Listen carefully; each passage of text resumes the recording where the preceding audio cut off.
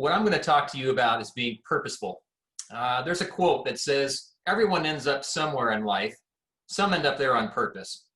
And I want you to be not only a person of purpose, but an organization of purpose. And so with that, we're going to be tackling some of the major obstacles or barriers, if you will, to being purposeful, and specifically how to move from taking your data that you've got and making it actionable. Communication.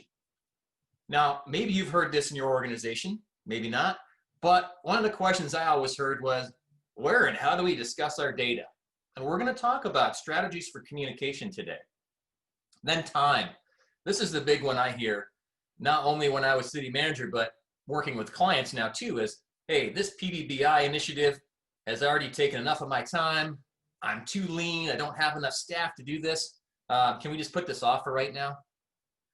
And then Josh, just like you identified, analysis paralysis. We have so much information and data, I don't know where to start. And we're going to talk about that today. And then this last one is for anybody and everybody who touches and utilizes PBBI data in the first place. And that is, are you short on courage? And what I mean by that is moving from where you've been before with a line item budget to using priority-based budgeting. Programmatic-based business intelligence requires leadership, and change requires leadership. Change is difficult.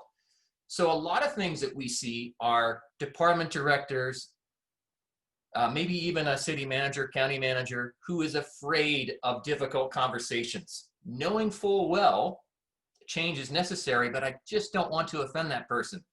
Well, if we're afraid of offending somebody, that is a barrier to action. And we're going to talk about that today as well.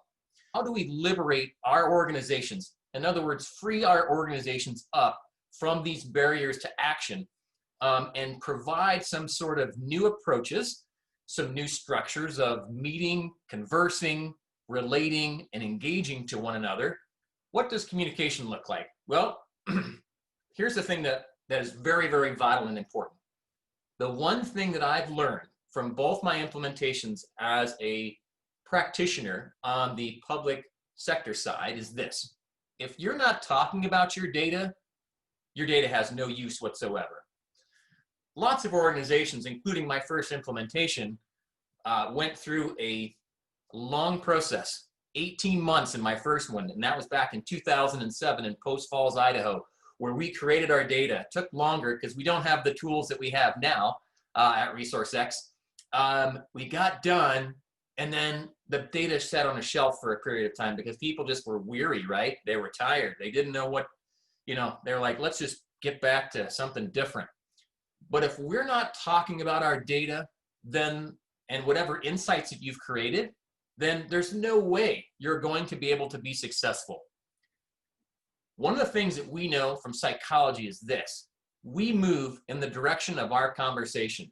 So if we're not talking about insights, or what you'll hear me say a lot about today, the adjacent possible of what your organization could do with its programs and service delivery, with its data, then you're not going to move in that direction. So one of the things that I encourage organizations to think about are these: focused conversations. Now, I'm sure you've all sat in meetings before that are have a slew of things on an agenda. And sometimes talking about difficult conversations about data, about service delivery, gets pushed to the very end of the agenda as an afterthought, or as, if we have time, we'll get to that. I would concede to you, one of the most important things that you can do for your organization is to have a focused conversation. Have a meeting specifically to relate to your data, your programs, your information, so that that becomes the sole thing that everyone who's attending is thinking about, to be able to relate to the data, talk about it, and have what I call adult conversations about the future of a particular program. Just as important as that focused conversation is a regular cadence or a regular rhythm of meeting about it. Now, nobody likes meetings, right? And one of the things that I'm going to encourage you to think about a little bit later in this conversation today is this whole notion of minimalism. What can we do to free up create the space, create a time that we can hold as sacred to actually have conversations about our programs and our data, that is also very important. Again, going back to where we stare is where we stray. If we can stare at our programs and we set up a time for our data that we're going to spend time with it, that becomes really important. Just as important of how frequently are we going to have these conversations about our data. So set a regular cadence for that. Lastly, this is important as well, because again, we know people, human nature is to come out against ideas that might seem oppositional to where we've been, the things that we've tried. And so it's really important that we create a safe space for people to be able to communicate their thoughts and ideas. So in other words, when you're having a meeting, set some ground rules. If we're going to be talking about our data, there are no bad ideas. We don't judge an idea that comes out of somebody's mouth and say, you know what, we tried that back in 1999 and it didn't work. Well, I've heard that 1,000 times too as a manager. Number one, typically it was never 1999, it was always sometime forward in the future. Different players, different circumstances, different data points even with our data. So we want to make sure that there are no bad ideas, that everyone is heard and everyone is respected with respect to ideas that get raised. So as we talk about meetings, make them focused, have them regularly, and ensure that there's safety so that people can participate. Further with communication, here are some thoughts too.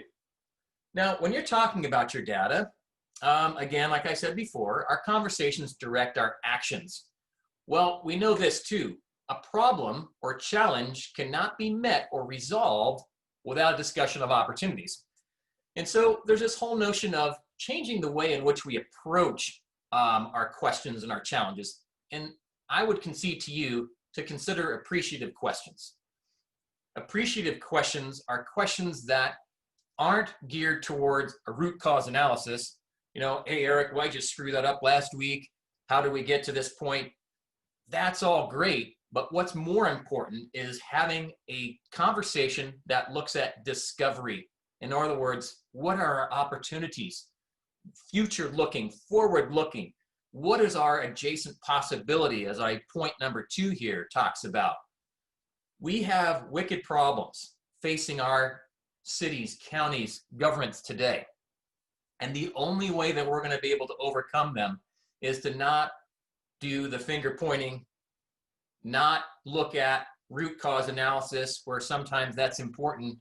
And as a struggling former engineer, I sometimes want to do root cause analysis, but I find that when we start to have conversations with our staff about why did this happen, when we start to use the question why, people's defenses go up. So let's have conversations about opportunity. As we think about discovery, looking at opportunities for appreciating questions that arise about how we can do things differently, about what those possibilities might be, we're going to be much, much further ahead. Here's a really simple exercise too. And initially, people look at you like you're nuts. And it's called the paradoxical question.